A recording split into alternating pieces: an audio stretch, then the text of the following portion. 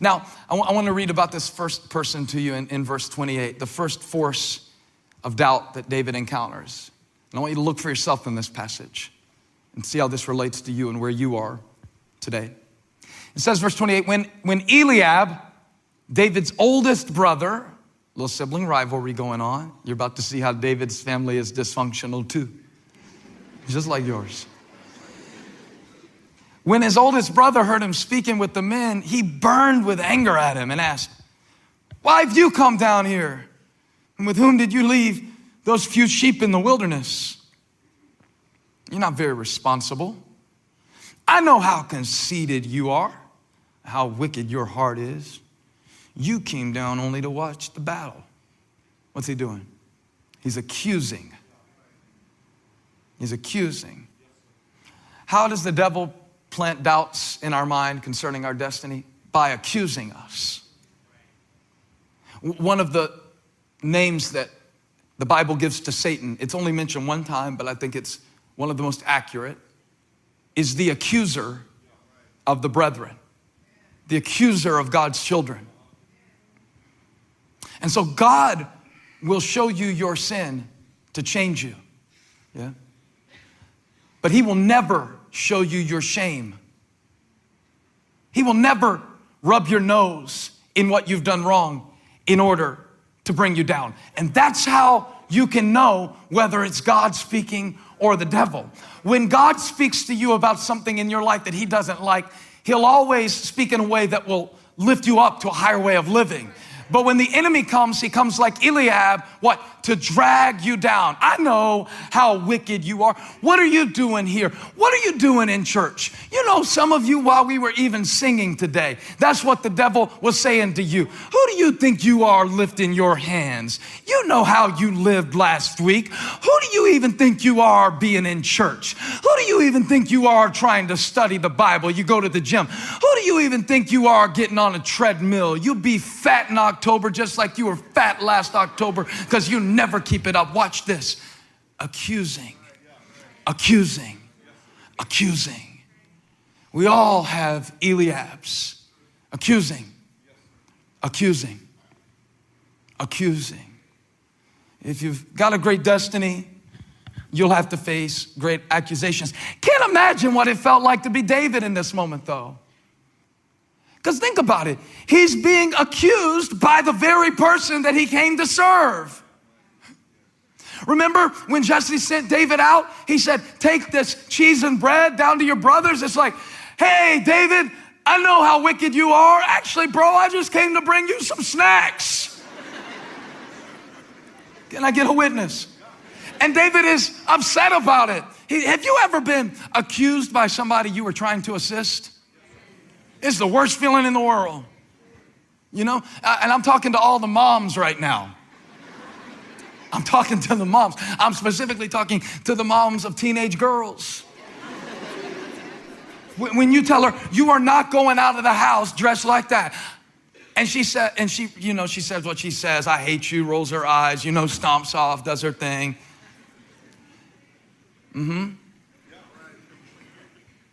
And that's where I just separated all the white women in the church from the black women. Because when I said she says, "I hate you," all the black women were like, and then she dies. And the white women were like, all the time, all the time. Right? I know my audience. Now, and so David, watch his response. His response is awesome. This is what you gotta learn to do. This is what you gotta learn to do. Verse 29, he's frustrated about it. He's being accused. And he says this, verse 29, "Now what have I done?" Can't you hear the little brother and even how he's talking here? I can hear the teenager in him. "Now what have I done? Can I even speak?" And when I was reading this, it reminded me of my younger son, Graham. We have 3 kids. The youngest one's a girl, and then we have Graham, he's 6, and Elijah, he's 8. And Elijah is so sharp with his words. This boy, I don't know about his athletic ability yet, but his words, that boy, the way his mind works, he can beat me in an argument, and I'm good at arguing. And so what he does, he uses that against his little brother all the time. And poor Graham, it gets to him every time. He hasn't really learned what to do about this yet. I'm trying to help him because Graham will come in bragging about something. You know, he's a little proud of an accomplishment or something. And he'll come in and say, Daddy, I did 10 pull-ups. And Elijah will say, they weren't real pull-ups. And then Graham, he'll get so defensive. And he says this every time, Elijah. How many times have we heard that? Elijah. Yes, they were real pull-ups. Elijah. Every time.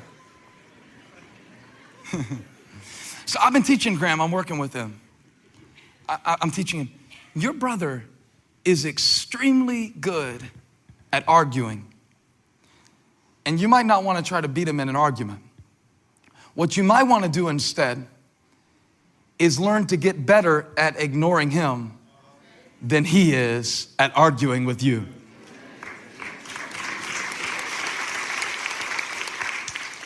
And this is how you have to deal with Eliab. Eliab! Can I even talk? But watch this. Watch what David does. It's brilliant. It's brilliant. He doesn't start defending himself. Let me show you the text where Dad told me to bring the cheese and the bread. No. Watch this. One of the most simple strategies you can get for dealing with the accusation of the enemy. Look at it. Verse 30. He then turned away to someone else and brought up the same matter. Watch this. This is what you got to do. This is what you got to do. You got to learn the turn. So the devil's real good at accusing you. And you know, he'll use all kinds of stuff. It's not people accusing you you've got to worry about because they don't know the real dirt.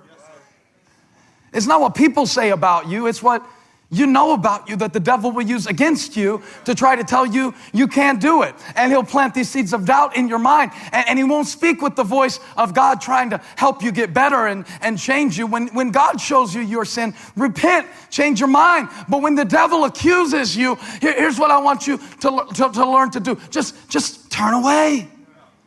Just turn away. In your mind, turn away. Yeah, but you turn away. You suck, turn away. You're horrible person, turn away. I'm gonna teach you this in depth in the series Crash the Chatterbox, because that's what I wrote the whole book about. How do you hear that crap and just turn away, turn away, turn your back on your neighbor real quick. Say, sometimes I gotta turn away, I gotta turn away, I gotta turn away. Just turn on.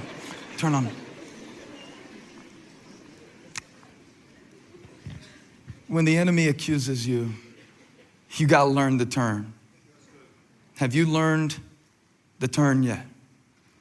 It'll help you so much when he's bombarding you, when he's dismantling you, when he's getting up under your skin. Instead of screaming, Eliab, just turn away. I love it because David ultimately knew it wasn't Eliab's call whether or not he got to fight Goliath. Yeah. In effect, he's saying, I want to speak to a supervisor. I don't have to argue with you because you're not running this show. And the next time the devil starts bringing up stuff that you did and starts reminding you of your past, I got a strategy for you. Turn away and appeal to a supervisor because he's not running the show, and Jesus already nailed whatever he's throwing in your face to the cross. So turn away and turn to God and turn your eyes upon Jesus and look full on his wonderful face, and the things of earth will grow strangely dim in the light of his glory and grace. Learn the term. So there's an accusation. And so David doesn't defend himself. He doesn't go through all the details of why I'm here. No. He just turns away. Look at verse 31. Because he does, what David said was overheard and reported to Saul, the king. And so Saul sent for him. Remember, Saul kind of knew David because he liked the way he played the harp. And so David said to Saul, and now David's going to try to convince the king, I can fight this guy. And he says, let no one lose heart on account of this Philistine. Let no one lose heart. Your servant will go and fight him. Wait a minute, boy. Aren't you the harp dude? Now, you play the harp pretty good, but this is a fight. Your harp ain't gonna help you against this guy. Because Goliath was big. We know he was somewhere between 6'9" and 9 feet tall. I know there's a discrepancy, but there's a little bit of argument about the language. So somewhere between that's pretty big in the ancient world, either way you slice it. He's a big dude. He's wearing over 100 pounds of armor. He's the greatest champion that all of Philistia has to offer. And David's walking up, asking for permission to fight the battle, to accomplish his destiny, to glorify God. And look at Saul's response. Saul replied, verse 33, you are not able to go out against this Philistine and fight him.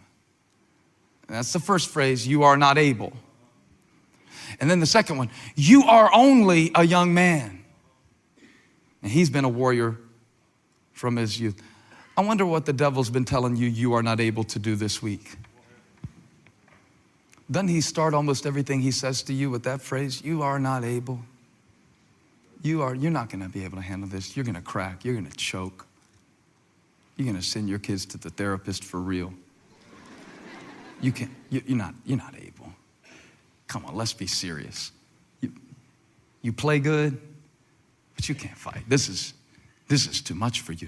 You are not able, you are only. Somebody in this room that's been through a divorce, devil's been telling you, you're only a divorcee. You're not a real Christian. If you're a real Christian, you'd have worked your marriage out. You are only a mom. You don't even have a real job. You're only. You're not able. You're not able. You're only. What's he doing? Belittling David. I wonder what's been belittling you lately. You know, because accusation is one thing that really speaks to your character. But when he starts belittling you in your ability, it can be quite discouraging because a lot of what Saul said to David was correct. You know, this is factual. Man, this is a big guy. I'm just a little boy. And see, what David knew how to do, he's so instructive for all of us who have ever felt about this big, who have ever felt cut down to size, who have ever looked at our experience, at our pedigree, and what we're good at. You know what gets me all the time? I always think everybody's so much smarter than me. I do. I live in a constant state of thinking everybody knows all this stuff I don't know. Every once in a while, I get a glimpse into the window where I find out you're not all that smart either. And then that encourages me because I know we're all fighting. We all feel stupid sometimes. Don't leave me up here by myself. Has anybody ever felt, I'm so stupid, I'm so stupid, I'm so stupid? And yeah, but so am I, and so are we all, and we're all trying to learn together. So the experience that you don't have is no indication of what God can't do in your life. And it doesn't matter what you don't know, and it doesn't matter what you can't do when God calls you. So David hears that discouraging talk. And look at verse 34. I love the next two words. It says, but David. But David. I wanted to preach a sermon one time called, How Big Is Your Butt? Because when you see the word but in the Bible, it's always setting up a really important contrast. So it says, but David. So Saul's got all these reasons why it won't work. And Saul's got all these reasons why I can't do it. And Saul's got all these things that David doesn't have, all this experience that he hasn't acquired yet. And it says, but David said to Saul, your servant has been keeping his father's sheep. Oh, well, that really builds my confidence. So yeah, so you're totally ready for this. I've been keeping sheep. I could totally kill this giant. You see how ridiculous that is? Like, I'm great with computers. I could totally play in the Super Bowl. It's like, I don't think that was it. Your servant has been keeping his father's sheep, but watch this. Beneath the surface, I was training for this very moment. Because when a lion or bear came and carried off a sheep from the flock, let me tell you what I did, verse 35. I went after it.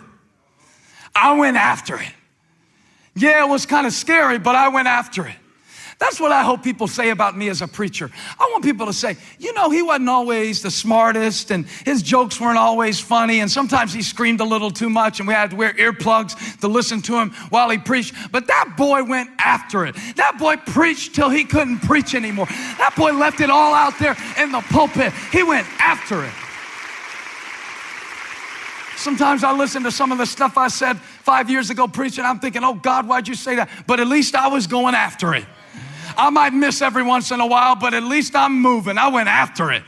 You got to go after it. Even if you miss it sometimes, you got to just go after it. He said, I went after it and I struck it and I rescued the sheep from its mouth. And when it turned on me, because sometimes the situation will get worse and sometimes stuff will turn on you and sometimes you'll be engaged in a battle and it'll bite you. But he said, when it turned on me, no problem. I seized it by his hair and struck it and killed it. Your servant has killed both the lion and the bear, and this uncircumcised Philistine will be like one of them, because he has defied the armies of the living God. So the same God who rescued me from the paw of the lion and the paw of the bear will rescue me from the hand of this Philistine. I'm trying to say, it doesn't matter how big your giant is, it matters how big your God is. And if you got a big God on the inside of you, magnify him and let your troubles seem minuscule.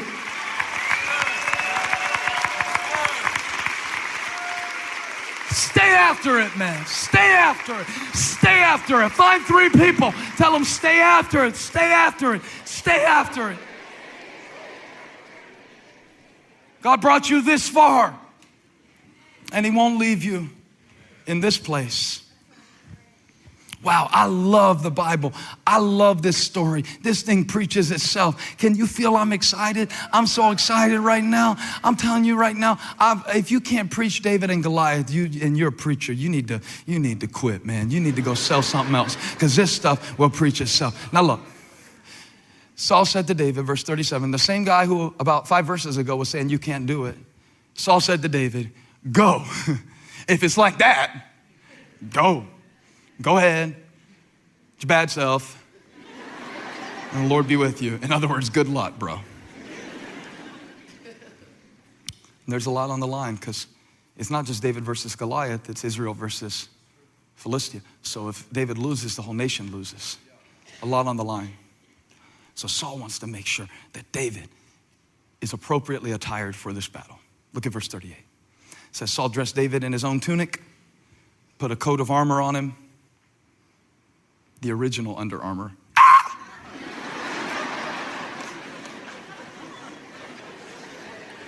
And he put a bronze helmet on his head.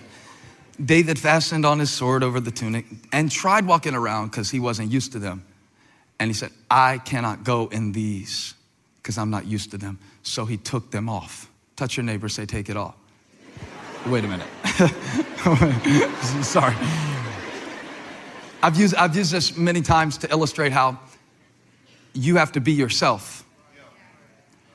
And you can't wear the expectations of others, and you can't imitate what God has called other people to do and who he's called them to be. And so it's a great illustration. David strips down and he goes back to what he knows. Look at verse 40. It says, then he took his staff in his hand, chose 5 smooth stones, 5 secret weapons, 5 smooth stones. 5, for all of you Bible nerds, is the number of grace. He took 5 smooth stones from the stream and put them in the pouch of his shepherd's bag. And with his sling in his hand, now we got the sticks, now we got the stones.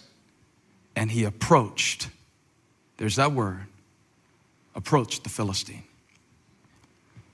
You know, I think it's important to realize why David approached the Philistine, because he was fighting for God. But it's equally important how he approached him, because not everybody that fights for God wins the battle. I always thought of the story of David and Goliath just like, you know, it was just a total miracle. And I don't know why, but for some reason in my mind as a little boy, I always thought that David had something that was closer to like a rubber band and a spitball. I didn't realize how sophisticated his weapon, his sling actually was. And just as a little boy, I kind of had that image locked in, you know, like he thumps Goliath with the spitball and God anoints the spitball with holy spit from heaven, or, you know, something, and he goes down. But I need to teach you something about David, because maybe you don't see it quite that extreme, but I think where we get this story wrong is we always see David as the underdog, but maybe he wasn't. And this is what I was telling you about week 1 that I read in that book by Malcolm Gladwell called David and Goliath. He takes the story from not a biblical point of view, but just a historical point of view. And he says, was David really the underdog? See, because in ancient Israel in this time, in the valley of Elah, where they were fighting, there would have been 3 basic types of warriors. So there's cavalry, the people who ride on horses to fight. There's infantry. These are the people that fight with swords and with spears, with these short distance spears and swords. And then there's the artillery, which is the archers, but more importantly, the slingers. Now I need to tell you about the slingers, because David was a slinger, and these slingers were bad boys. They could actually get their sling going so fast once they would get it going that they would have that thing turning at, some historians say, up to 6 to 7 revolutions per second. So David didn't have no rubber band and a spitball. He had some real weaponry. He was a projectile warrior, or a slinger, if you prefer.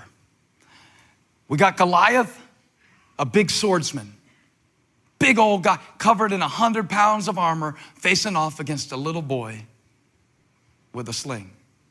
Swordsman versus slinger. And they're both approaching one another. Verse 41 says that while David was getting ready with his stones, meanwhile, the Philistine with his shield bearer in front of him. Interesting theory. Many people believe that the same condition that caused Goliath to be a giant also made him have a vision problem, and that's why he traveled with the shield bearer, because he couldn't see until he got at close range. So the very thing that made him scary to the Israelites, his size, made him ineffective and vulnerable because he couldn't see very well. That's going to be important in a moment. I know it sounds kind of trivial right now, but just hang on. It says that he kept coming closer to David. He kept coming closer to David. Verse 42. He looked David over and saw that he was little more than a boy. Here they are again, underestimating. Here they are again, belittling. Here they are again, provoking. That's the third thing the enemy will do. He'll provoke you. He'll accuse you, he'll belittle you, and he'll provoke you. Man, he's trying to draw David into a fight. And look at it. He sees that he's nothing more than a little boy. He's glowing with health and handsome, and he despised him. Verse 43, he said to David, "Am I a dog that you come at me with sticks and stones?" And the Philistine cursed David by his gods, "You son of a Bethlehem man named Jesse." That's what he said. And he's insulting David, and he's ready to fight David, and he's coming closer to David. And verse 44 is a key, because he says, "Come here and I'll give your flesh to the birds and wild animals." And you know Goliath is exactly right in verse 44.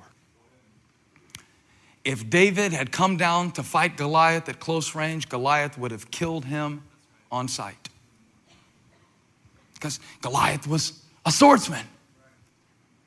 And so, if David fought the battle on Goliath's terms, he'd have no chance. Even if he fought it for the right reason. Even if he really loved God, you know you can really love God and still be losing in life because of your approach. You can really believe the Bible, but still not have success in your home because of your approach. You can really love God and still be broken in debt because of your approach.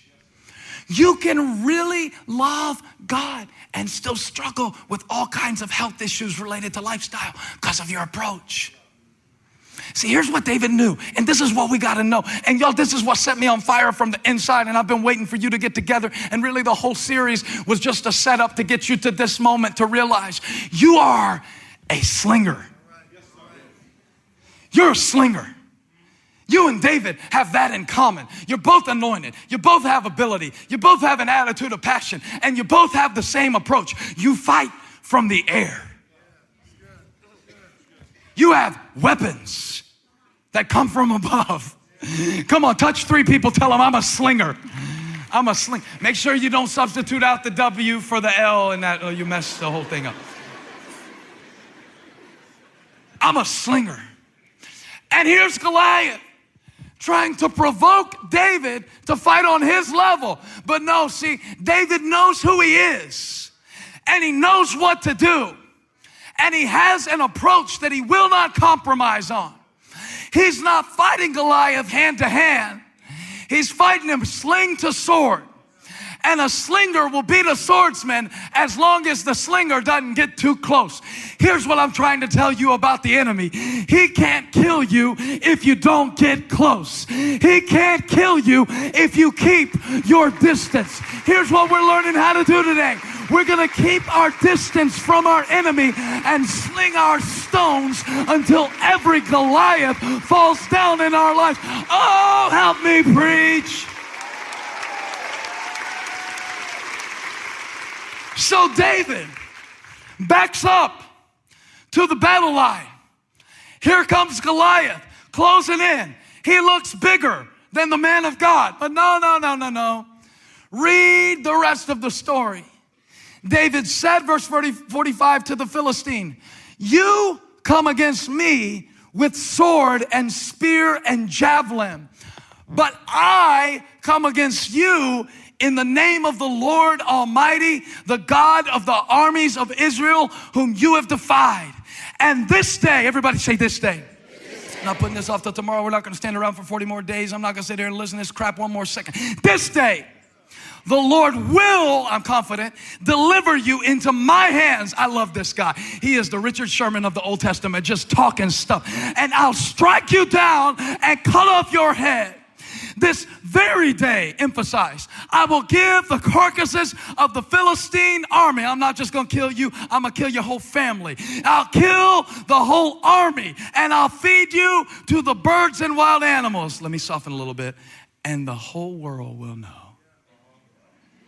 The whole world. That's why God lets you fight battles, so the whole world can know that he's stronger than the whole world against you. Then the whole world will know. Now, I'm giving you the gift of clarity. Now do you see why the stuff you face has to be bigger than you? So the world will know that God is bigger than it. Then the world will know. Saul, I appreciate your daughter in marriage. That's great. But she ain't all that. She ain't worth risking my life for. I appreciate tax-free, but I'm a teenager. I don't make much money right now. Lousy pay keeping sheep. But here's what I do want. I want the whole world to know. And see, when you fight battles from this altitude with this approach for this reason, you're unbeatable. The whole world, this is my goal. The whole world will know that there is a God in Israel. All those gathered here will know that it is not by sword or spear that the Lord saves. For the battle is the Lord's, and he'll give all of you into our hands. And as the Philistine moved closer to attack him, David ran quickly toward the battle line to meet him. But he didn't come any closer. Why? He's a slinger. And you gotta learn how to draw battle lines against your doubt and say, I'm fighting you from here.